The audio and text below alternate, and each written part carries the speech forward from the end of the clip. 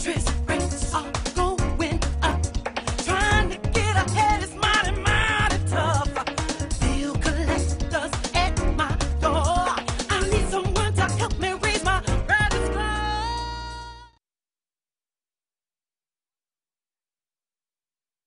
Today we have another great show. Let me tell you, first I'm going to tell you about last week's show. I got many calls after last week's show, including the bill collector's boss, saying, how dare I give her, intimidate her, so she walked off the stage. So, you know what? It was her choice. It was her choice to come on the stage. The other news, and I'm not even going to make that an issue because bill collectors are not an issue with me. But next week's show, don't want to miss next week's show. Valerie Morrison, The Afterlife. Valerie's back on the show, but next week's going to be a really important show. It's going to be the afterlife if you lost a loved one. My show today is a very delicate show. As I always say, I'm going to say it like it is, if you like it or not. The American Dream is my show today. The American Dream is a national phrase. We've all said it. We've all said it in the United States. A set of ideas which freedom includes the opportunity for everyone to succeed through hard work.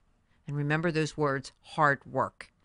James Adams once said that life should be better and richer and fuller for everyone, regardless of race or achievement.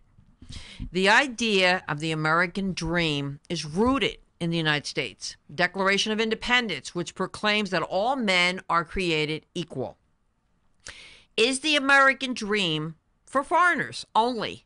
Many foreigners will say, I came to America in search of the American dream, to make it big.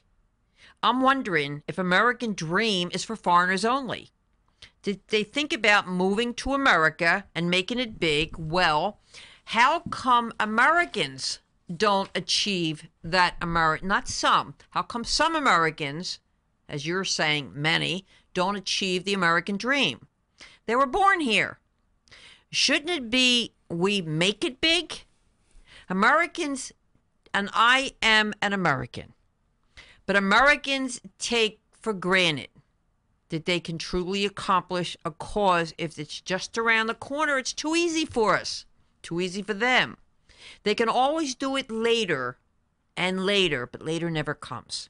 So when somebody moves from a country that's poor, that's ruined in their country, and they're so much motivated to make it big, of course I think Americans should have the first deals in their own country. Not only to be motivated, I think the American perception is flawed. Most Americans assume a few things that aren't necessarily true. And yet, once they assume they're coming here for a dream. We're going to have other countries watching this today, so it's for you as well. We're not perfect, but we do achieve to make it better. And by making that assumption, we are better, we're not. And two, they assume they want our country and don't plan going back. Most foreigners who come are working class or middle class. It depends on the group. Most Chinese and Indians come here with the educational tools, but leave their country before they either and won't make much money in their country because there's no jobs over there. Part of the problem is we have an overpopulation. How about the people that are here in this country and can't speak English? I mean, they're illegal anyway. Considering the requirements to come to here, you have to speak English. So they shouldn't even be here in the first place. To give them crutches everywhere they can live here and never have to learn English is very pathetic. I mean, all of our legal ancestors had to confront the culture here as part of it was to learn English. If America, let's say, we are Americans, we're going to France. Do you think they're really going to make you learn the language there to make it big? Or maybe they're so excited for something new. But reality sets in.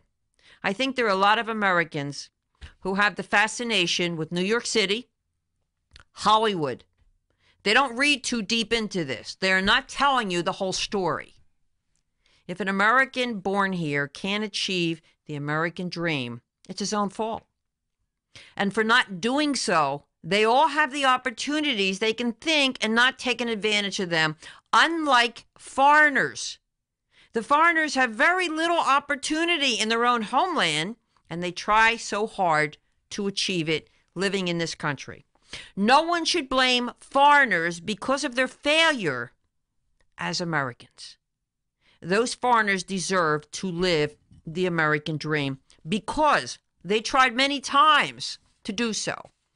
Why do foreigners succeed and why do Americans fail?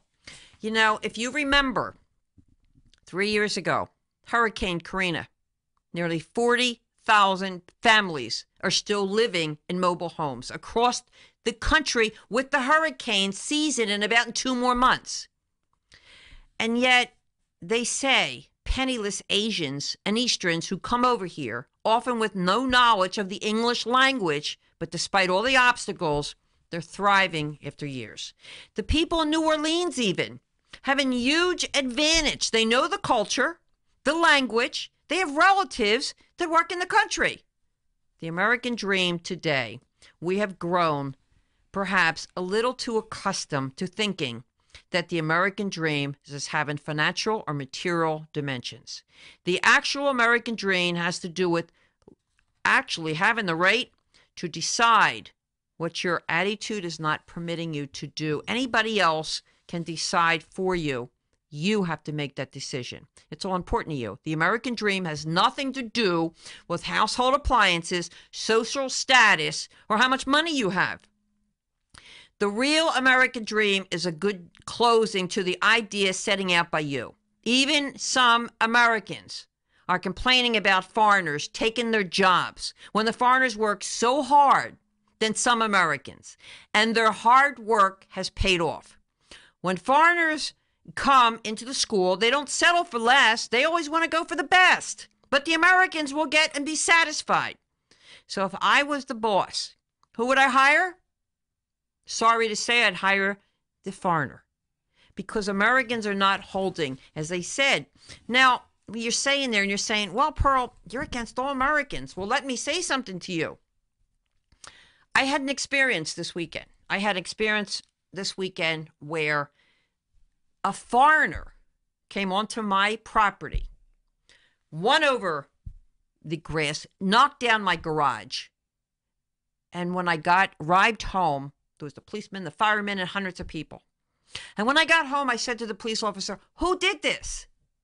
He said, that guy over there. He was speeding. I went over there about to scream and yell, and he said, don't bother. He doesn't speak English. And yet, the wife spoke English, and the daughter spoke English. So the policeman said, a lot of foreigners will say they don't speak English. So yes, I was prejudiced. I was prejudiced at that particular moment. Because I'm saying, what happened? I go to flea markets in the Philadelphia area, and I see signs up. If you don't speak English, move on. We're not a free market, we're a flea market. And I'm saying, why would you do this? So for this show, I decided to do my homework. And I decided to get educated when it comes to this problem that's happening in this country. Because I'm saying, where are all the Americans going? They're going overseas, they're going to Europe. But when I did this show and even interviewed a couple foreigners, even the people that I was against that went through my lawn, I interviewed some of them. And they said they're afraid to come on buses in the areas of the cities and states. They're afraid. They're afraid because the Americans are going to down them once they say so. They keep their head down. This is pretty pathetic in this country. I'm doing a show today because the American dream is still alive. And this person that I have on today, he came from another country. He came from Liberia. And in Liberia, it was worse off than many other countries. And yet, I was impressed. And why I was impressed? Because the business that he put himself in, he didn't want to work for someone when he had all the education. but he wanted to show the world, he wanted to show his family, I have it in me. I want to do this. I'm not going to stop. So, and I watched him try to succeed in what was holding him back. And I said, you know, this guy's being held back from the American dream, and it's not from his talent. It's from us, the American people, because he's doing everything perfect, except it's the Americans that were stopping him.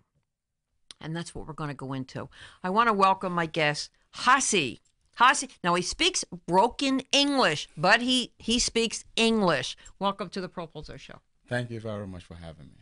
Well, you know, as I said, first of all, I'm going to tell people I didn't know what you did, what was your living when I met you. And I was impressed because there were so many questions I had to ask you. What country were you from? Originally, I am from Liberia, West Africa. Now, what kind of work did you do in West Africa? I am a telecommunication engineer.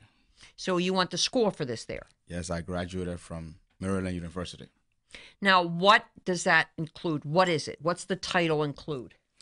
It includes installation of telecommunications equipments, operations, and maintenance. When I talked to you, you knew a lot of the medical field, and I thought you were a doctor. And I said, are you a doctor? Why do you have so much medical background in back of you? No, I am not a doctor. I originally wanted to become one, and unfortunately, becoming a medical doctor is a little bit expensive in Liberia. Okay. So what happened was I took advantage of the telecommunication. Go ahead. I took. I don't want to get interrupted. Go ahead. I took advantage of the scholarship that was awarded to me by Liberia Telecommunications. So I switched my my profession. Okay, you switched your profession. What profession did you switch to? Electronics engineering. Now you work, which I've seen. You go to dentist offices, correct? Yes, I do. Now, I'm impressed with this, too, because I was a little bit aggravated with my own dentist because of you. And you talk about the American dream, which we'll go into, but what do you do for these dentists? I mean, what do you want to do, not do? What do you want to do for these dentists' office? What it is I have a company called Advanced Dental Technology. What is it? Advanced Dental Technology. Okay, go ahead. This company is my own. I appeal directly to dentists, doctors, hygienists. But what do you do? I sell dental equipments. I repair dental equipments. I sell dental supplies. I also sell softwares that the doctors or dentists use for billing purposes and setting up appointments. This is great, but doesn't America have this? Yes, they do. So that's your competition? There are competitions out there everywhere, but because I'm a foot soldier to the dentist and because I'm very quick on my feet, so a lot of the dentists rather deal with me quickly because when I get called, I'm right there. You know, that's why I was impressed with you. And I was impressed with you. You got your education in Liberia. I was impressed with you when you made a comment to me, and I said, and I seen you in action in a dentist's office, and I seen what was happening in this dentist's office. People were complaining about their teeth, they're cleaning the chair, and you said, "Wow, this dentist should change this equipment. I have the stuff," and I said, I like to watch you. And I was more angry at the dentist because you were educating him on his own equipment. Now, tell the audience out there why you were educating a dentist about his equipment. Well, most of the equipments out there are Asian. Pretty much some of them are like 30, 40 years old, and most of them sometimes are mechanical. The newest equipments out now are mostly hydraulics, very sophisticated and easy to use. Usually, my job is when a doctor calls me, my job is to go and do what he wants. But equally so, I can also advise him of the cost effectiveness as to whether to continue to repair the old one or to suggest a very good new sophisticated equipment that are painless to the patient. Now, see, that's what got me with my dentist. And I said to my dentist after I left, he has this machine to make my root canal cleaning painless. You're offering this to these dentists. Now, what is the problem of the dentists? They can't afford it, the equipment? What's the problem? Well, I don't see much problem. It's just that some of the dentists are just used to their equipment that they have, and some of them just don't have the appetite to learn new equipments. But wouldn't it be better for a dentist? Wouldn't it be better if I went to a dentist, there was a sign up, or I seen it, all new equipment and no pain, root canal, no pain, cleaning? Now, you made a comment to me that if a person goes into a dentist, there should be no pain. Well, it depends on the procedure that the doctor is using. If he's putting in an implant, of course, the anesthesia he's using is going through the needle valves, and he's going to inject your gum with it. You're going to feel a little bit of pain. Mm-hmm. But after your gum is numb, you should not feel pain. So what are these machines? How is it going to affect the dentist's procedure, these new machines? Something used to the old cell phones, to the new cell phones. What is the new machines going to do for the patient? It first gives the patient comfort. There are some people who are very much afraid of pain. Some of them are sophisticated to the extent that the doctors can use some anesthesia to quiet the pain down. Again, like I said before, it is pretty much depending on the kind of procedure that the doctor is using. Well, are there good dentists out there? Yes. Are there some of them who are not qualified? Sometimes, yes. I mean, some people try to bypass the system. Some of the hygienists may not be able to use the new equipment effectively, and so misuse of it can also cause pain. Now, it's interesting because I know who funds you. Who funds you with these dentists, if anybody, before in the past? Well, my idea in the past was that the doctors would put down 50% for me to get going. But it turns out that they have something they call note of intent. For instance, I don't have a line of credit with my major manufacturers. So I set up an account called Pay As You Go, or Pay in Advance. The advantage there is that it allows me to be acquainted with the new equipment that are coming out other than being bogged down with inventory that are much more added. They are much more ordered. So if you had the right funding, you could have inventory.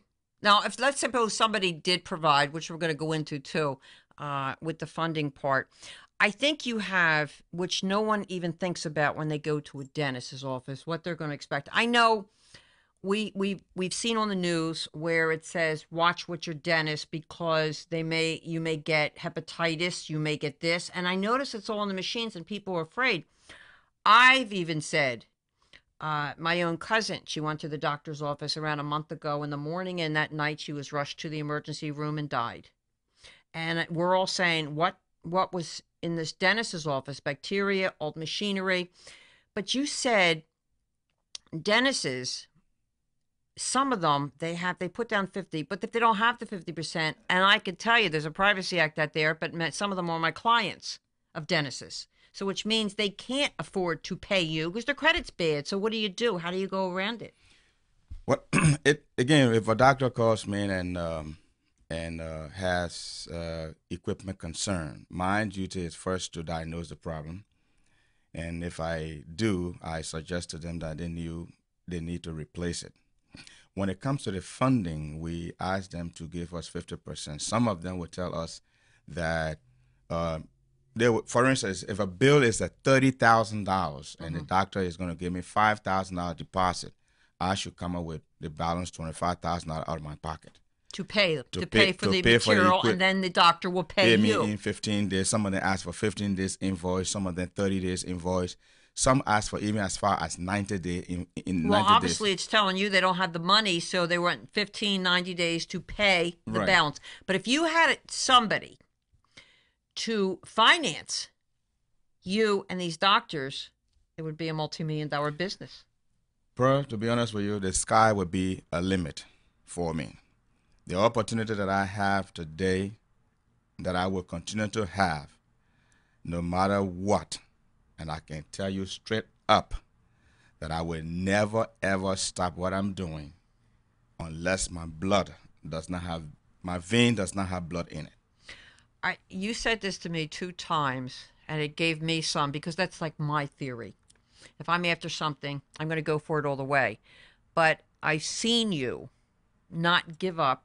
I've seen you go through every extreme where even I wanted to help you.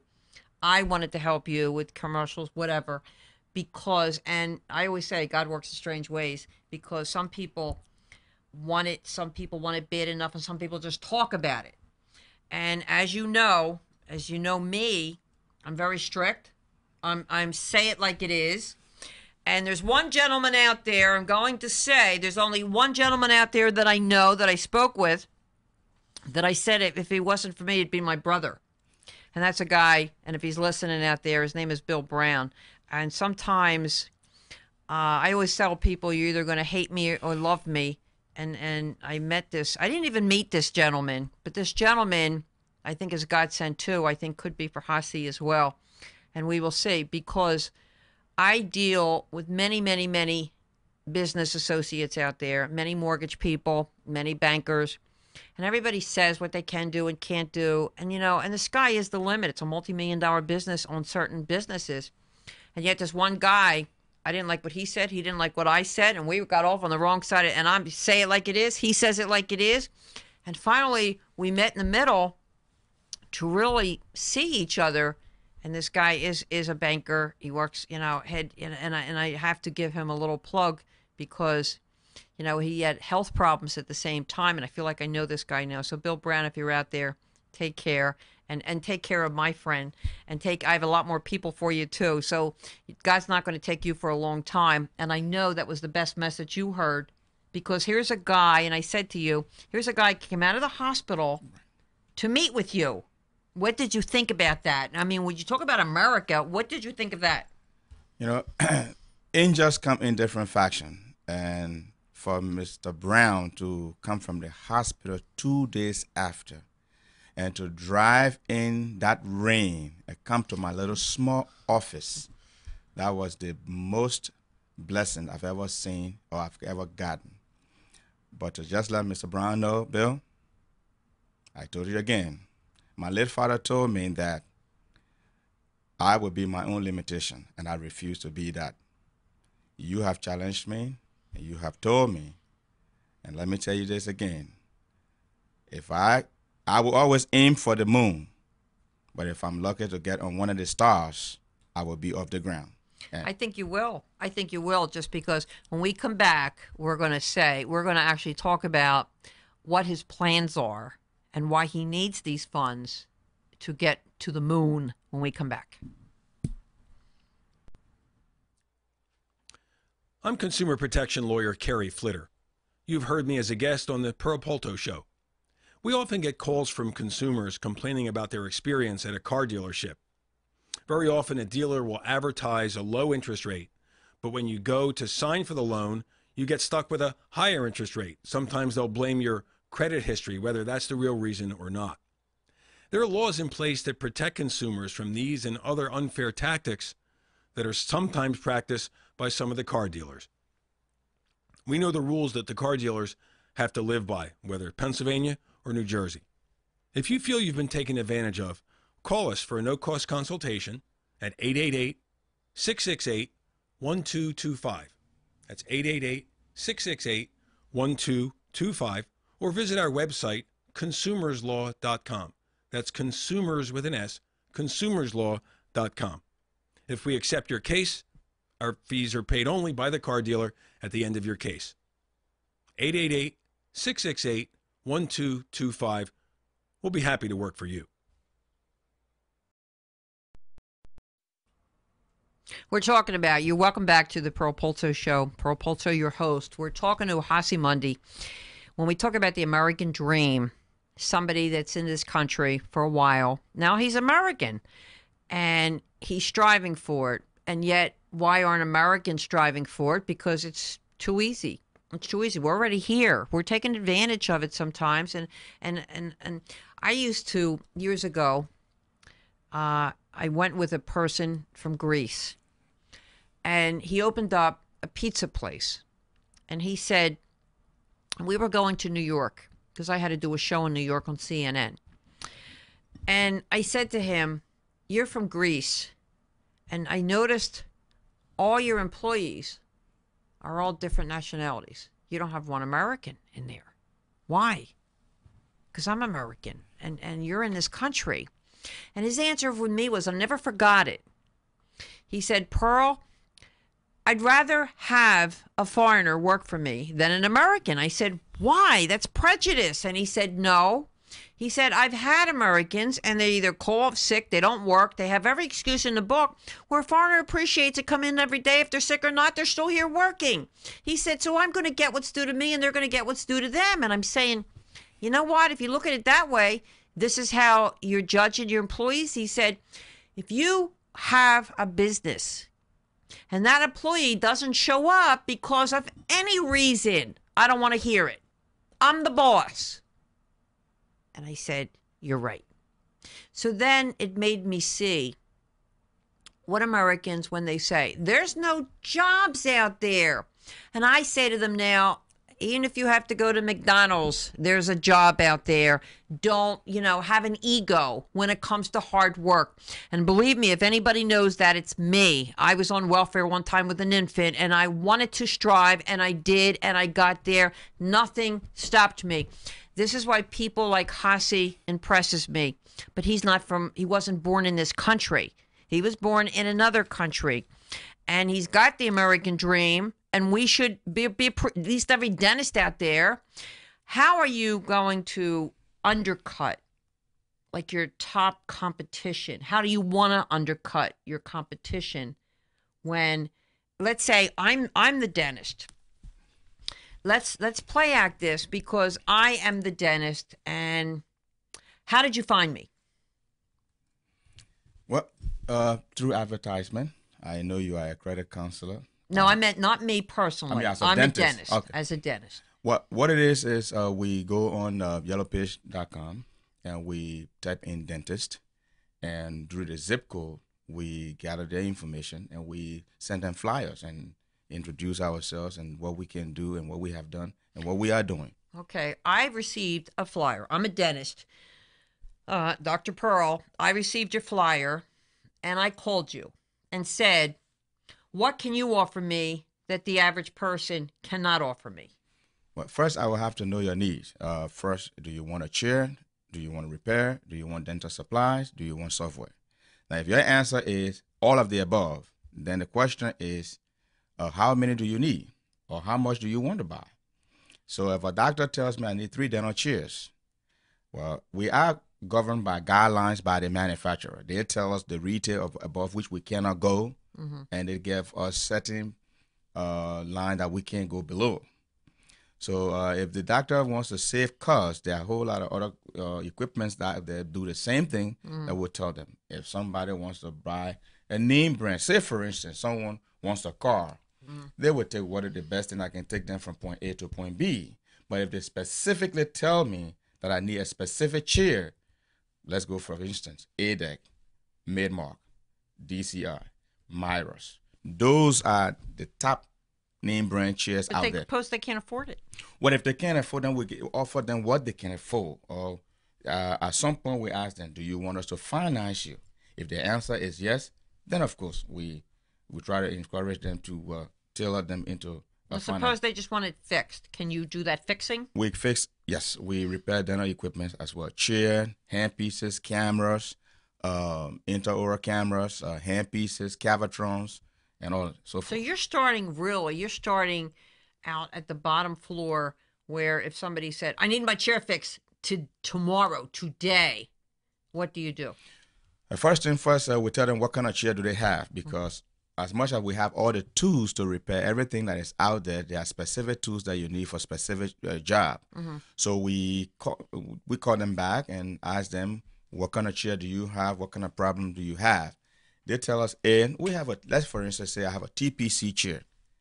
And we say, okay, what is your problem? They will tell us there is no suction. Well, it may not be from the chair. It may also be from the air compressor, which we also carry. Okay, so this way you have to just replace the air compressor. So you're really being honest with them as well. Definitely be honest. If you're with a manufacturer, you're going to sell them to say you need a new chair. But what you're doing is you're being honest with them. We go out there and we tell them, listen, as much as you think your chair has a problem, no, the air compressor is clogged or the line is broken or the regulator is bad. There's so many things that can go wrong with that. It could be low power or a whole host of stuff. Maybe someone had a bad day and maybe turned the regulator off and it's not, it's running, but the air is not going to the chair. So there's little things that we see out there. So we try to get feel of what the problem is so that we can be actually prepared to go out and help the doctor. If you got funded the way you wanted to get funded, what would you do with it? First thing first is I have trained a lot of employees that I want to hire. My first line would be to hire more people. One. What would the what would be the people for? Or it would be for sales and repair. I would like to have installers. I would like to have. So you would have to teach them. Yeah, some of them I have already taught. Okay. And then I would like to have an inventory to compete because. Okay, an inventory where if I wanted a chair, I don't have to order it. If you had to order it the long route, how long does it take to get from the manufacturer to that dentist's office? First, we call the manufacturer, we send them a PO. If the availability of the chair, if the chairs are available at our manufacturer, it takes about 4 days to come from where we are because we deal with Vision Express. Those people are very quick. They are here 4 days. Okay, you need inventory. You would want employees, salespeople. What else? Operational funds, And what would you be doing during all this time? You have your salespeople, you have your secretaries answering the phones, you have your inventory now in the office. What would be your job? My job would be to still go out there and work because we get called every day from all over the country. We can be tomorrow in Virginia, Maryland. We can be in New Jersey. We can be as far as Connecticut, as far as New Hampshire. And sometimes we get calls from West Africa as well. We've done some work for those, countries as well. Are there dentists in West Africa? Yes, they are. Now, I'm sure they don't have they have the old-fashioned machine, correct? You're certainly correct. So you're trying to build that up too? Certainly, we want to get our feet on the ground. Okay, so in order to do this, you would have to give them the opportunity in different countries that are poor, is what you're saying, not just the United States. But you have a lot of work here because there's many, many dentists that I see going up, going down that need all this equipment. I mean, this is what I see. One of the things that I would like to target right this second, and I would like to just tell most of the doctors that we have something called a mobile unit. It is a complete dental chair, but it's in a suitcase. Wait a minute. Let's go back here. A dental chair in a suitcase. Yeah, you have the high speed, low. Dennis is listening to this because if you're watching, you may want this, but go ahead. That is one of the most innovative inventions that I've seen so far. You have a dental equipment pretty much in a suitcase that you can wheel and go in the rural areas. You can even go to the nursing homes and clean teeth with it and do all sorts of dental stuff that you can do. That we also carry, and it's very affordable. So those are the kinds of equipments that we are introducing into West Africa. Now, before, doctors were having big monitor on the wall. Invention and technology has grown to the extent that some of the intraoral cameras have monitors on them. We also repair those here. Wow. So your only frustration is you're trying to find the right funding. When I have that funding, the necessary one, I'm telling you right now, the sky is the limit. And well, I think our friend can help you that you did meet. And I was impressed. Not only I impressed with people, because like I said, I'm blunt too. But I was impressed with him going from the hospital to even to meet with you. And I was impressed with you because nothing stops you. And then I see Americans, and then I say, it's sorry to say, but then I see our own saying, oh, sorry, can't work. I'm sick today. I'm doing this, doing that. I have too much of an ego because I went to college for this and I can't work at a McDonald's, so I'll go on welfare. So this is what I'm saying. We have a country. if you see, you think there's a lesson that we're learning from this. If we have a country that all foreigners are coming into, and they're coming into here to get educated, to go into businesses. Now, we all know, we all hear it, Dunkin' Donuts, we all hear, owned by the Indians. Now, and when they own their businesses, they bring their relatives over. Well, and then Americans will say, well, why can't we do this? Why can't you do it? You can. And then you see another nationality. Like, I'm familiar with the Italian market. Now it's run by all the Chinese. I can't down them for having a dream, because I have that dream. And I live in this country, and I take advantage. I've always taken advantage of what you could do. If I ever did my life story, you would say, oh my God, look where she started. She didn't even know what she was trying to accomplish, but she did. And I did. So I respect people that come into this country. I do not respect people that are going 50 miles an hour. Don't say I don't speak the English, and they get away with what they want to get away with. That's what I don't respect. And they're living off of the American welfare. That's what I don't respect. So Americans out there, I talked to, when I did a few shows on and did comparisons, there was a truck driver. He had a husband and wife and children, but he had a dream. And I said to him, why aren't you going after your dream? He said, I was afraid, because I'm afraid to leave the truck driving business. And if it didn't work out, I have to support my family. So I'm stagnant. I said, are you happy? He said, no. I said, well, then you have nothing to lose but to attempt it. You could always go back to the truck business, but attempt it. And if it fails, at least you could say, I tried with the American dream. We are the American dream, if you realize it, but we're too busy saying what foreigners are coming into this country. And there's only a minority of these foreigners. I said, after the foreigners, what are we going to say? It's the people from outer space that are hurting us. But Hasi, you have a dream, and I see it. Where do you expect this dream to go? This dream will go as far as the length and breadth of this world. I am not limited. I refuse to be my own limitations, and I will not. Like I say again, I am a full-fledged engineer, but bro, let me tell you this. I also throw newspaper. To start this business, I was throwing newspaper. I forgot about that. Philadelphia Inquirer. I have been there for the past 8 years throwing newspaper. I get at 3 o'clock in the morning, and then after that, go to my regular office. Now, I'm going to say something stupid here, but what do you think of Americans? I mean, I did do homework on you, and I do know you even had a paper route, 3 o'clock in the morning, and your other route. So I see how hard you work for that dream. And I always say, you know what, karma, I believe in karma. What goes around comes around, and I think you paid your dues. I think that's why people put certain people in your life. Me, Bill, maybe, and I think, because I think you paid your dues. And now it's the dentists that have to pay their dues to say, we got to advance. We have to do and know the people that are out there. But yeah, the newspaper route, it's amazing what you did to support your family. Yep. And then find that dentist thing. And yet you are more educated. And that's the other question I want to ask. Why do people come from other countries and want to suck in all the education they can, and Americans, it's right here, and they don't do it? That is the thing that I don't understand. This country is so great. It offers everything. If people really want to love this country, I challenge them or ask them to just get out and go to other countries. When they come back, they will appreciate this country. Why do you say that?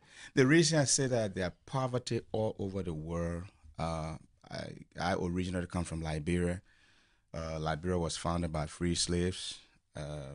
We have Philadelphia there and Philadelphia here. I come from Maryland and Liberia, and there is Maryland here. So there are so many similarities. But what I notice is when we come here, we want to have what we don't have at home. And that is what is driving people. Kids here wearing sneakers for $200 when a child does not have a milk to drink in other countries. So, if they want to love this country, like I said again, bro. In other words, what you're saying now, let me get this right. You have children, and you come here, and you see all the kids here with $200 sneakers, and your kids knew they had to walk barefoot. Yep. So even if they got $2 sneakers at a Goodwill store, they were king of the ship. So this is what you're watching Americans do, and you're saying, why are you putting us down? We're just going after what you could have. Am I right or am I wrong? You're 100% right. Here's what's happening. I got asked by my previous boss. There was a call from Liberia one time, and they had problem with the telecommunications equipment. I used to work at H&R Auto Radio, and my German counterpart contacted them, and they wanted me to go there. But at the time, I was an asylee, so I could not go by law. So while I was here, I was helping the other technicians and engineers back home to solve the problem on the phone. So again, this country is great, bro. I mean, it offers everything else out there. And let me just tell you one other story. I hired a couple of people to work for me, and they gave me excuses. I mean, if it rained, they didn't want to go. For me, bro, there's nothing that ever stopped me from going out to throw newspapers. So if I can go in the rain to deliver newspaper, there should be no excuse to me when someone has to come to my office and work. And before they go out, I train them myself. And so in my book, there is no excuse. I have to say, and I have to say to the people out there, it's interesting, but there's a little short story with all this. As I said, I've done my homework on Hasi. I know him. But because of that tragedy that I had, now let me show you how far this guy goes. Because of the tragedy I had it was like a war zone in my driveway. My fence was down and everything was down. And at the time, this was just yesterday now, at the time, Hasi volunteered his services to put up my fence. And I said, "Are you sure you have an appointment?" He said, "I will do it both." And I had a commitment someplace else, which I went, and I did the commitment, and I came back, and I said, "What happened?" Because I knew what the commitment was. It was his financial investor that he was hoping, and yet he had to keep his promise to me. And when I went back, my fence was up. And I said, "Unbelievable. I hope he's got some good news." And he did. He did. So you are a hard worker. And I'm saying Americans because we're all not the same, but does Americans appreciate your work, hard work? Some of them do, and some of them don't. Some of them feel, when you work very hard, they call you Uncle Tom or Uncle Sam or whatever the name they have. Part of the reason why everywhere I have ever worked, whether it was Jersey or Warminster, I left a mark there because I work like I was doing it for myself. And This is the attitude that I have. I don't like to rework. So if I work it, I do it once and for all. So that's the kind of attitude I have. For Americans, my only advice to you is get off the couch, go to work, find something to do. I'm a full-fledged engineer, but I throw newspaper for a living, and I'm still doing it today, even though I have a multi-million-dollar company. And fences and everything else that can get you where you have to go or what you have to do. I'm noticing you do it. As I said, I was very impressed with you because you're not like the average American that you have never have an excuse. And Americans have excuses, but you're so right with it. I know what your goal is. And I hope that this brings, and I can't even say I hope, I know it will, because you're that determined to make it happen. And if it doesn't happen, I already know you're still going to do it to make it happen because you don't accept the answer, "No, I'm working hard." No, it's not in my vocabulary. If I'm sure your wife is proud of you. And the story you told me, your girlfriend was here, and now you're married, but that's how you got over to this country, was through your girlfriend. Yes. And now you're married. Yes. So I know she's proud of you, and I know your kids are proud of you, and watching you, how you work, and now they're in this country for the American dream. So people out there, you know, when you're looking at these foreigners with the stores, the Dunkin' Donuts, you have to say, wow, they came to this country and they don't speak English, speak the language. Well, that should be. They should speak the language. And yet they're working harder. And yet you're not seeing it because you're more angry because you're not working harder. They're working smarter. And me personally, if I wasn't working in my business, I'd be right by your side, but I can't because of who I am and what I am, and I have a full-time job as a consumer advocate, talk show host, whatever, and credit. Now, my job is to help people with credit problems, and that's what I do worldwide, and that's my mission, and I always say that's why I didn't get killed that day with that foreigner going on my grass side, because there's more work I have to do to help people with their finances, their credit, and everything else out there. I think people should learn from you, and I think these dentists that are out there, I would love to be a salesperson, but I'm not. As I said, I don't have the time, but I'd love to introduce you. I mean, there's so many dentists that are out there that I see. They're broking machines, and I think if the right marketing was done, if the right finances was done, the sky's the limit with you. Sure it is. Just remember me when you're up there, when you're Rolls Royce or whatever. Well, the African setting is that when you are up, you lend a helping hand to whoever is down. So certainly my hands will be down to any other American, my fellow Americans that are out there. Listen, if you have an ego, the good thing is when you wake up in the morning, if you are able to stand on your feet and stretch your hands and walk, thanks be to God, get going. That's all my thing I do in the morning. 3 o'clock, baby, I'm out. And I'm still strong. I'm still going. I will never, ever stop until there is no blood in my vein. No is not an answer for me. Well, I remember my grandmother always saying, don't ever forget where you came from. Yep. And then that makes you go further, and it always keeps you humble. Always keeps you humble. And that's why God preserves people like you. And many other people that are in this country to work hard, you know. So this whole show was a valuable lesson to Americans. Don't put down foreigners. And I did, as I said, I'm guilty too. The guy that, you know, broke my drive port. A reminder, don't forget, we got some great shows coming up. Next week, Valerie Morrison, The Other Side. We're going to talk about the other side. If you lost a loved one, where are they? She died 4 times, and I could have died last week, but I didn't. So there's a reason for all this. And we have some great shows coming up. After that, we have the girl that the son was raped, bullied in the school that you've seen on the news. As I said, you're going to hear it here first. I'm going to bring you shows that you've never seen anyplace else. Why? I think everybody's afraid. I think everybody's scared to bring up these topics. Why? See, I have an old saying. Nothing to lose. Hasi, I want to thank you for coming on, letting the people know you're human. Your language is a little bit off. We got to work on your English, especially with these dentists out there. But we're going to turn you a different way where the American dream, let's hope, is going to come true for you. But the good thing about my speech is it doesn't really work for me. What works for me is my hands. But when I get out there to work, I speak with screwdriver, meters, and pliers. They understand what I say. That's why you're going to make it.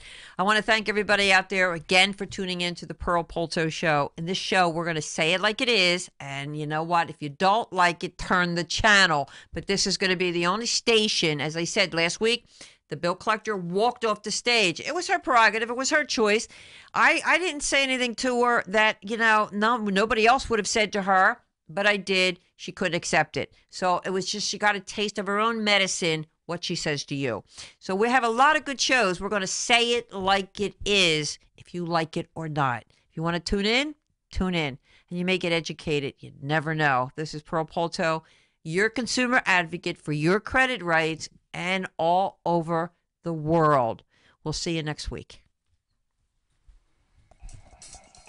Interest rates are